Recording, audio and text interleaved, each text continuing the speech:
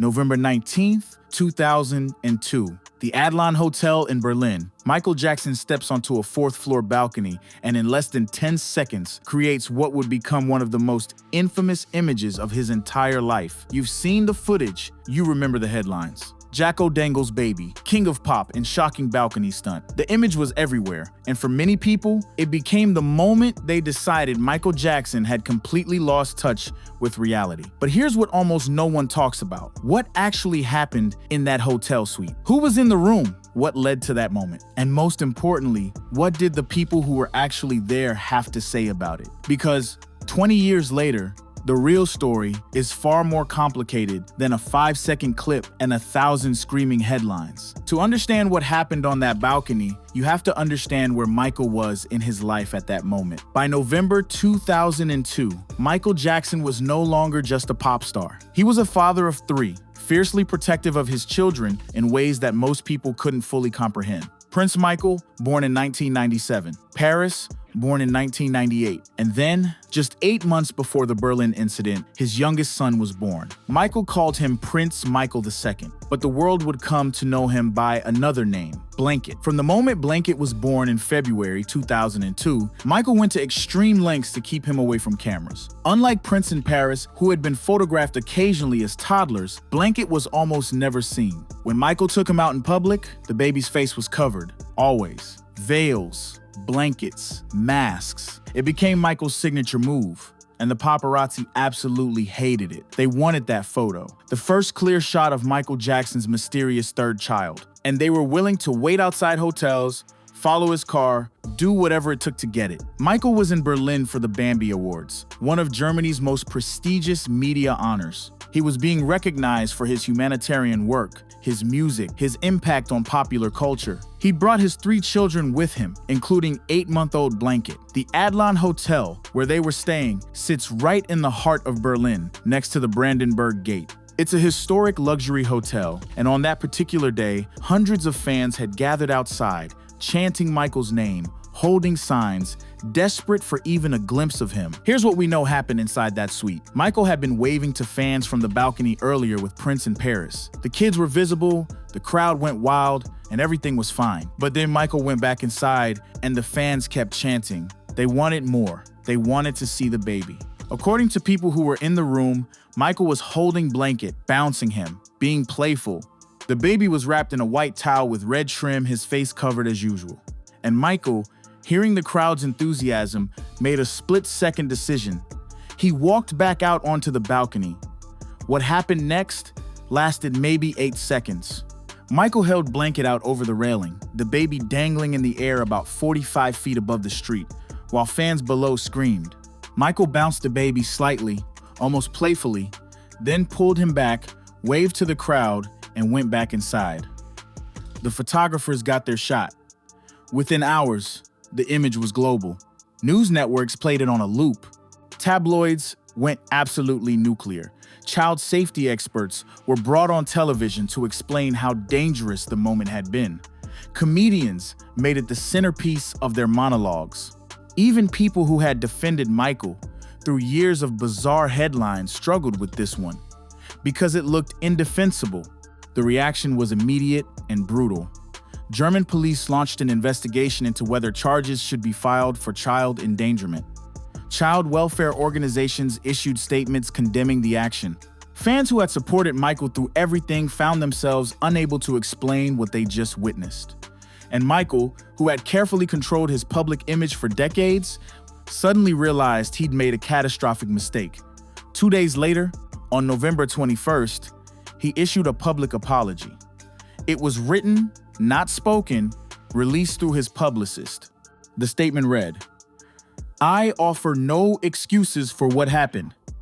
I got caught up in the excitement of the moment.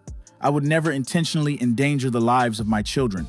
But the apology almost made things worse, because it confirmed that yes, this had actually happened, and no, there wasn't some hidden explanation that would make it okay. What most people didn't see, though, were the details that came out later from people who were actually there. Michael's bodyguards, who were in the suite that day, later described the scene very differently than the media narrative suggested. According to them, Michael wasn't dangling the baby recklessly. He was holding blankets securely, with both arms, in a way that he'd held all his children hundreds of times. The issue wasn't his grip. The issue was his judgment in that moment, bringing a baby onto a balcony in front of a crowd at all. One bodyguard, who spoke years later on condition of anonymity, said Michael genuinely didn't understand why people were upset. In his mind, he was showing the baby to fans who loved him, the same way he'd been shown to fans as a child by his father. The danger simply didn't register to him in that moment. Chris Tucker, the comedian and close friend of Michael's, was traveling with him during that trip. He later said that when Michael saw the news coverage that night, he was genuinely shocked. He couldn't believe people thought he would hurt one of his kids. Tucker said he was devastated. And here's something that often gets left out of the story. Michael's relationship with his children was, by all accounts from people close to the family, exceptionally loving, overly protective even. He homeschooled them to keep them away from scrutiny. He covered their faces in public to give them privacy. He structured his entire life around being present for them. The balcony incident wasn't the behavior of someone careless with his children's safety. It was the behavior of someone so isolated from normal social boundaries that he'd lost the ability to gauge how his actions would be perceived. Dr. Karen Carpenter, a child psychologist who studied the incident years later, suggested that Michael's own childhood, spent performing from age 5 with limited normal social interaction, may have left him without the typical parental instincts most people develop. He loved his children deeply, she noted, but his understanding of appropriate public behavior with them was genuinely impaired. The Berlin balcony incident became a permanent part of Michael Jackson's public image. Even people who never followed celebrity news knew about it. It was referenced in Saturday Night Live sketches, South Park episodes, and stand-up routines for years. But it also marked a turning point. After Berlin, Michael became even more reclusive with his children. Blankett's face remained covered in public for years, long after it was practical or necessary. When Michael did rare interviews, he avoided discussing that day almost entirely, except to repeat that he'd made a terrible mistake. The German authorities ultimately decided not to press charges, determining that while the action showed poor judgment, it didn't meet the threshold for criminal endangerment. But the damage to Michael's reputation was done.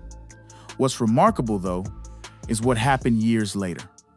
In 2009, after Michael's death, Prince, Paris, and Blanket, now known as BG, spoke occasionally about their father.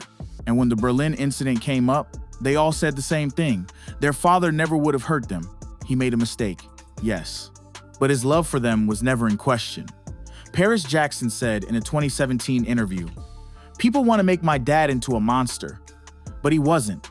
He was human, and humans mess up." So what really happened on that balcony in Berlin?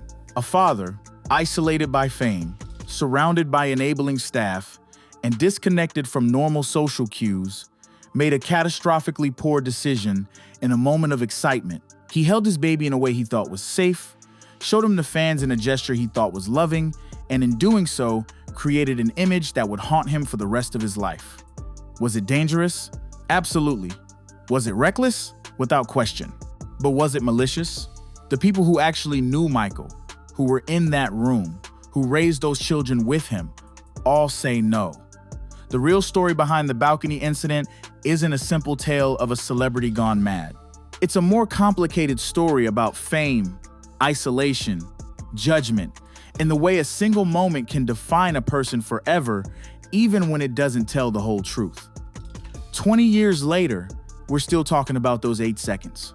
Maybe it's time we talked about the full story too.